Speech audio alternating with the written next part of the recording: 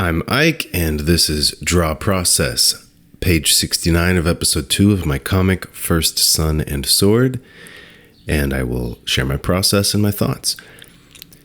These are the thumbnails. I'm going for 4 panels, narrow panels on one tier, one level, a row. And we are showing Farah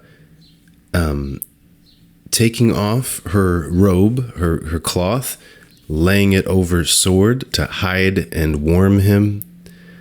And she'll be taking it off and then looking and noticing what Sun had pointed out. Just a reaction shot of that. She's squeezing out the water that was in it from her swim, and then she tosses it on him.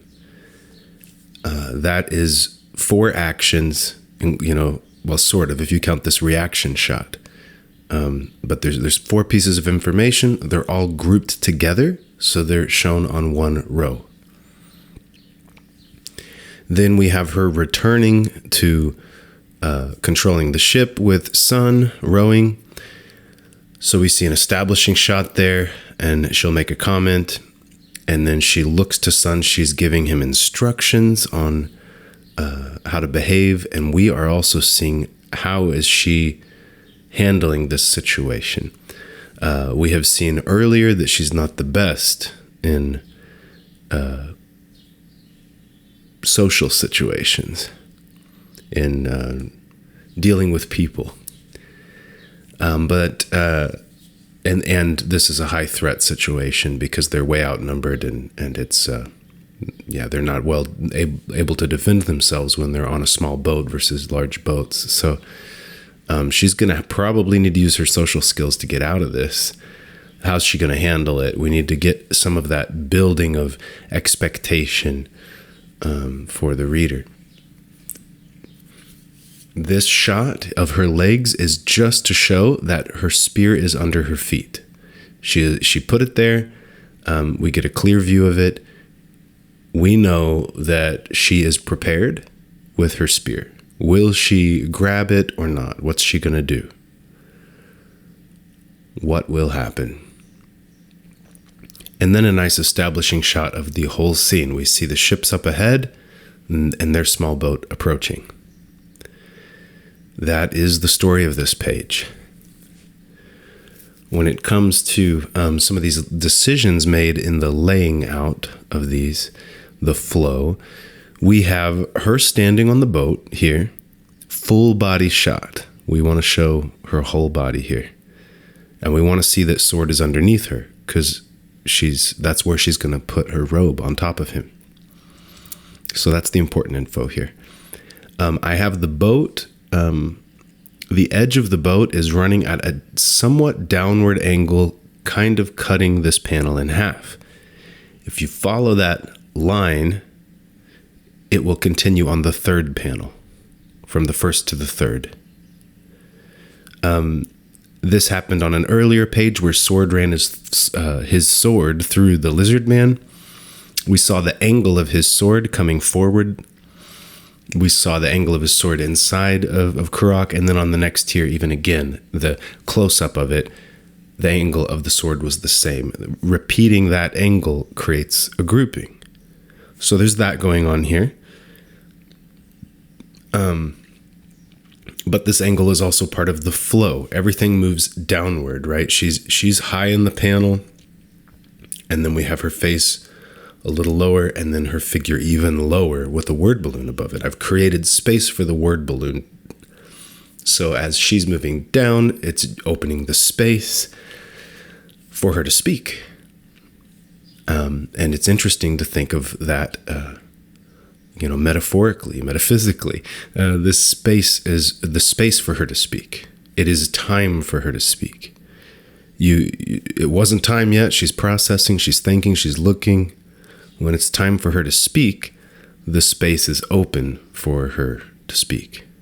Time and space are available for her to speak. And that is generated visually by everything else moving down, opening up the negative space above. It's interesting how that can work. just what you can convey with these small things. Like you could I think I've heard of, I don't remember what it was, maybe it was a little story with a spoon or something, or a ball, but you can show a story with just an object and people will project emotion onto it. It means something to them. You can take stick figures and it will mean something.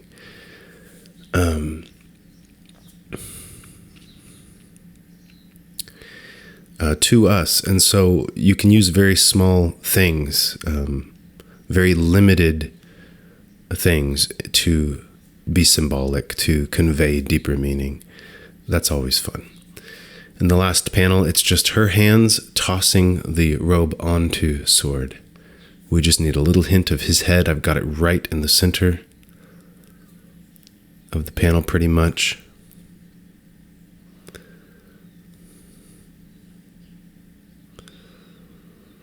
And then the establishing shot of them, then her close-up. Here, that's the first part of this page.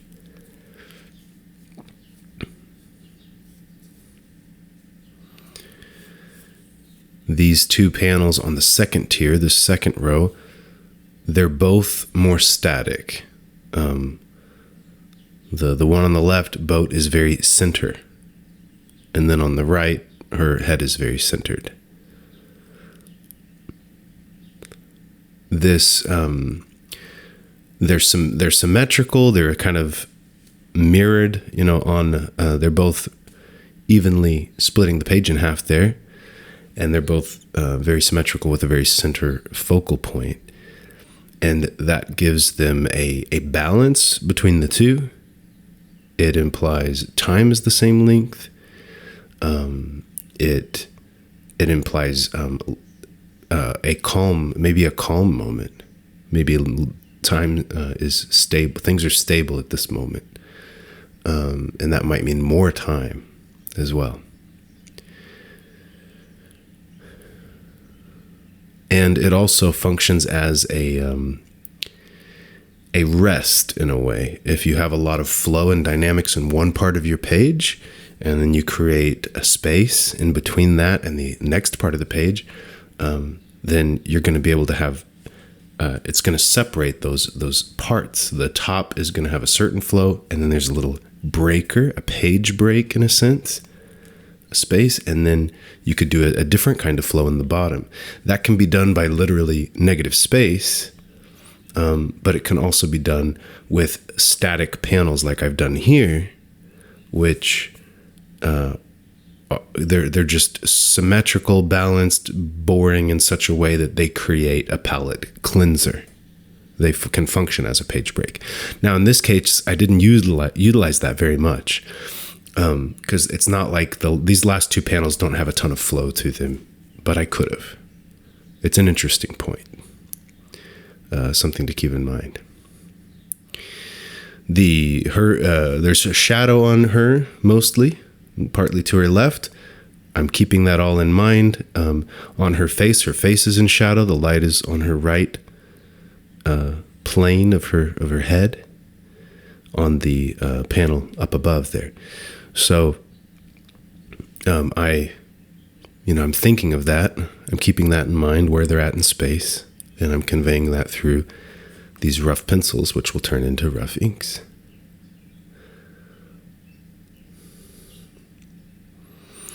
There is a sort of, where the boat is positioned on this last panel and the angle of where it leads to there is some kind of flow. There is some kind of relationship between the panel on the left and the one on the right. The lines on the left are pointing to the boat at the top here, which leads down to this long boat that they're approaching.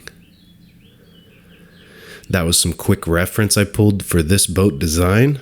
It's some quick reference from, I guess, Greek ships, and with lots of oars in the water. So there's going to be some soldiers up above, but below deck there's going to be a bunch of slaves, servants, workers, oarsmen, a bunch of people ready to row. So there's no way they would be able to outrun them. They're gonna have to confront them head on.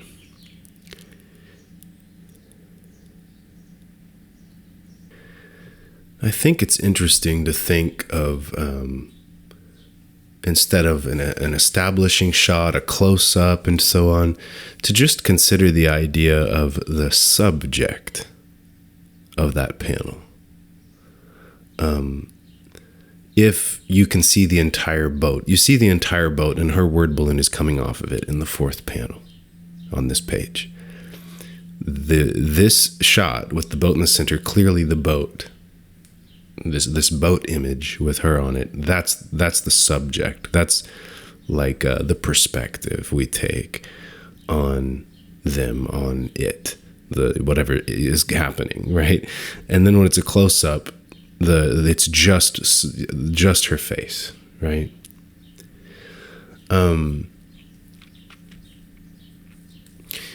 So it's not simply a matter of I need establishing shots to establish the scene so that you can get a sense of where things are at in space, so that you understand what's happening.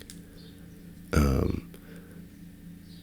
as I will say it, what I tend to say is it provides grounding for the characters so that they feel embodied. They're not just a floating bodiless, or they're not just floating in space. They're grounded in something, and that makes them feel more alive. It makes them feel more in their body, where they can feel things, which helps us feel things in response. So it's not just that standard reason or my personal reason. It's about the subject. Like Batman's a good example, right? When you see just his ears and his head silhouette in a panel, or his wings spread up in the sky, or especially the Batmobile. That's the main one I was thinking about. When you see the Batmobile going around, which has certain features that are reminiscent of his outfit itself, it's an extension of him. We see the Batmobile going around, and we think of Batman. It represents Batman in some way. Definitely did when I was a kid, playing with the Batmobile car. I'm imagining he's inside it, right? I had a very rich imagination as a kid. Played with action figures, telling elaborate stories. It was so fun and ridiculous. But the Batmobile represents Batman to us, and it's the same thing here. The different perspective here. Now this boat with Sun and Farah on it, this represents our heroes. So a variety of perspectives on your figure, in a sense. So it's not just camera angles and close-ups, but what else? What else conveys perspective on your character? You do like if you did a simple story of a young college woman living in New York or something, you're going to want to show not only so many expressions that she could have, but you're going to use the environment. You're going to use the environment to speak about her. When the subject is like her on the subway, that's saying something about her. It's not simply planting her in New York because that's the environment, that's the location. So we just have to. You're saying something with it. We're always saying something, regardless of close-ups, establishing shots, whatever it is. We're saying something. Getting good at saying things. It would be like being good with your words, but in this case, it's good with your depictions. Precisely how you frame everything.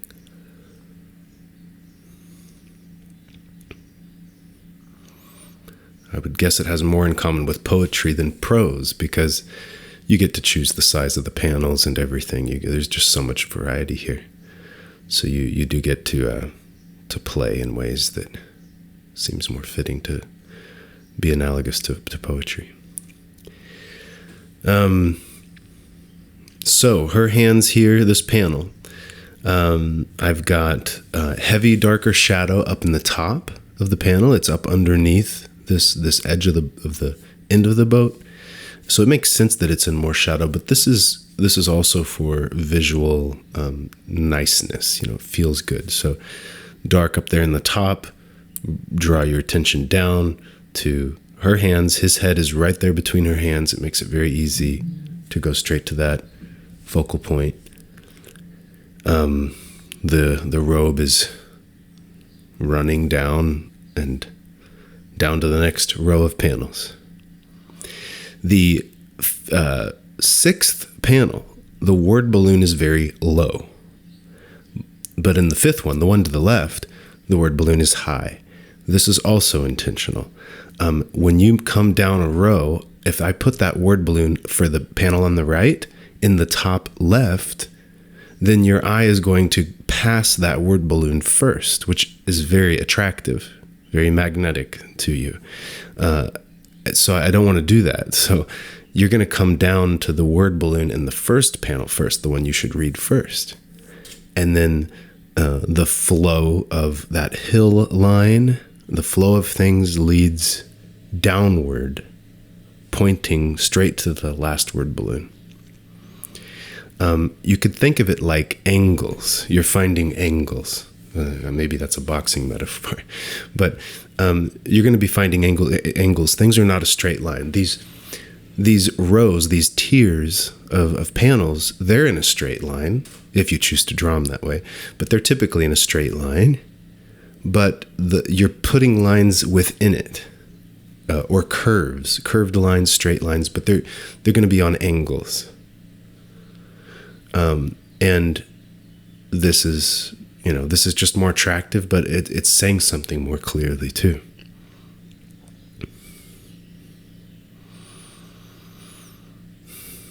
Here, this boat edge here, she's casting a shadow onto the boat. That's why I have filled in, some hatching on the surface edge of the boat, which would be in more light if she wasn't there. I'm visualizing her in that spot and where her shadow would be. The heavier blacks underneath the edge of the top of the boat there, that's because it's in more shadow. It's not, this whole area is in shadow of her cast shadow, but this part is even in shadow to some secondary lighting because it's up underneath. So any other lighting coming from the sky, from the atmosphere, is also not reaching under there. So even less secondary lighting or tertiary lighting, whatever you want to call it, is happening there. The edge where light ends and it becomes in shadow. So where the edge of the part of the object you're drawing that is in light versus right when the shadow starts. Sometimes they call that the terminator. I always forget the word. I think of like a limiter or something, but it's usually called the terminator or terminating line. That is the most useful thing to utilize to represent in your inking, in your shading. I can use all kinds of lines to indicate form, to capture, some of the form of her leg here on the left. But if you do that everywhere, then you got a problem. There's no lighting source. So I'm going for where's the edge of that. And right now, in this case, it's pretty much secondary light. Her leg is so close to the bench that it's lit more from underneath, from the side there. So it's mostly that is what I'm representing, which is a softer edge. But on her face in the sixth panel, the close-up of Farah, there's a hard edge because that's where the light is hitting her from the sun, and then she's in shadow in the rest of her face. And in the rest of her face, I have that terminating line, that edge, and that's firm. And I have hatching lines coming off of that to make it more firm. But then the rest of her face is technically, shaded. It's shaded, it's in shadow. But it's all lit secondarily. So the rest of that is my playground. The rest of that is where I can indicate form. I can light things from secondary sources, like maybe from the boat or the water. There's or her shoulder. There's light hitting under her chin, perhaps. And there it is in color. And I do some of the lighting in the color, some value variation with the color. But ultimately, I don't want to rely on color for that because I would like to do black and white comics after this one. And that is the finished page. A clear story here, right? It's all about her, right? We don't really see Sun. He's a tiny object in the 5th panel. She's telling him what to do, but we don't even see how he's taking it. Let that mean what you think, whatever you want it to mean. I didn't want to squeeze in a reaction shot for him, but that slows things down for one. But I'm not sure, what that felt right, why that felt right to me. It might be. And sometimes my reasons come after my intuitions, right? I come up with a reason and I'm like, yeah, that does feel right. And so maybe this is just an afterthought, but she's telling him what to do, but her eyes look a little panicked in that moment. And she's being very hardened. And so she's not thinking about him. She's not really telling him this and watching for his reaction. There's no connection between them. This is just orders from a scared young woman, right? So it seems fitting that she's telling him, but she's telling, she's looking like she's looking at us, the reader, looking into the camera. So she's just telling, and it's as if he doesn't matter. I think that's fitting for this situation because he will just, he's not being considered. This is a grown-up situation that they're about to get into. That is it for this week. Thanks again for checking it out. Remember, I do one of these every week, and you can read the comic on ikecomics.com. Be the practice of your art. Encourage others to do the same.